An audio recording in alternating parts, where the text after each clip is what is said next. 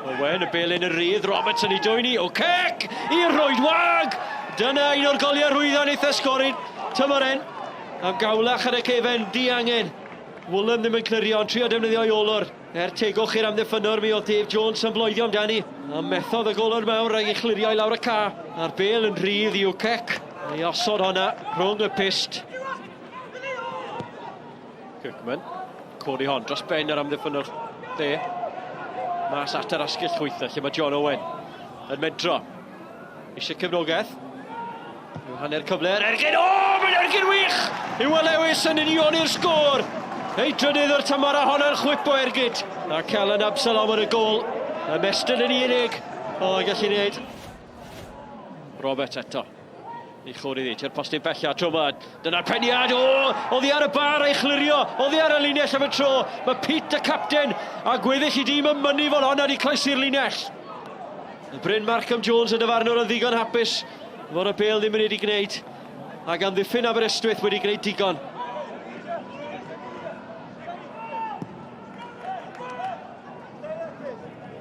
Peter neu ennill I, bel yn rhydd ar y canol. Mae wedi gosod hwnna, am y gol! Yr ymwelwyr yn llithro ar y blaen eto gyda George Newell y tro yma. Ar ei bel hir o beithiol. Lan tuag at Pete, y capten. A enillodd hwnna. A George Newell yn fwy effron ag unrhyw un arall. Wedi llwyddo llithro hwnna a Jones ar y drod anghywir fi'n credu.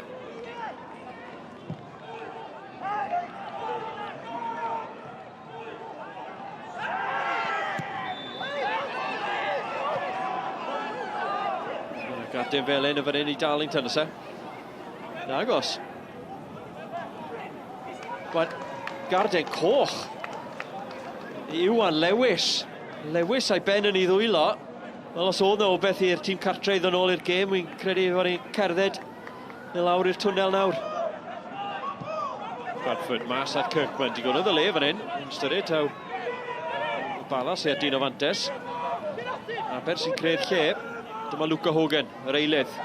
Gwr ifanc yn cryfanu hon. Gol gan Hogan! Mae honna yn chwip. 2 funud o'r 45 ar ôl. Mae Aberystwyth I bachyd I nôl unwaith eto. I lawr I 10-10. Gol ar ei ôl I. A mae Hogan yn fwy o Hulk Hogan hynno.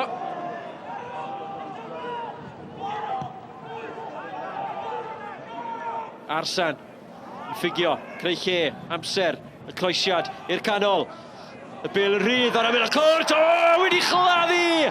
Josh O'Cec yn casglu ail o'r noson a'r Bala yn dwyn y triffwynt. Yn ddofn mewn i'r amser wedi ychwanegu. Tor calon i'r tîm cartre. Gorfoledd I Josh O'Cec a'r Bala. Yeah, defensively we've been outstanding until we've conceded 2 tonight. I think we've got the best defensive record in the league, so it's important that we have a structure and we're defensively strong, and then if we start performing going forward, then we should climb the table. But well done to the lads. It's a difficult place to come here with the travel in the midweek and stuff, and it's important that we come to do the job, and we did, and it's an excellent performance by everybody involved, and the subs especially changed the game. Well, commiserations, and football is a cruel game, I suppose, all you can say. Yeah, we had to score 2 very good goals today to get back in the game both times. We give 2 sloppy goals away. Never want to really have a go at certain people, but decisions today, it's Ewan Lewis. He played every minute apart from 2 minutes last year. He's made 2 tackles today, and the second one's not even a foul. I thought it was horrendous, to be honest. And obviously it changed the game, red card, and your back's against the wall, and it was a heck of a fight just to come back from that. They've got desire, they've got determination, they've got belief amongst the group. The problem is, like I said, and we're playing well, we're in form, but we're not picking up points.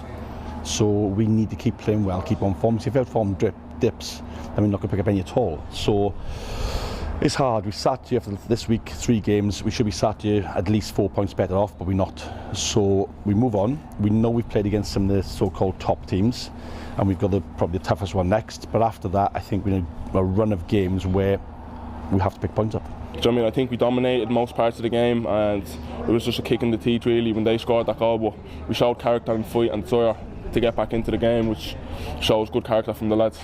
And what's it feel like to score right at the end there, just to steal those 3 points? It's a great feeling, to be fair now. But yeah, we just have to look forward and look on to the next game now and put a point in this.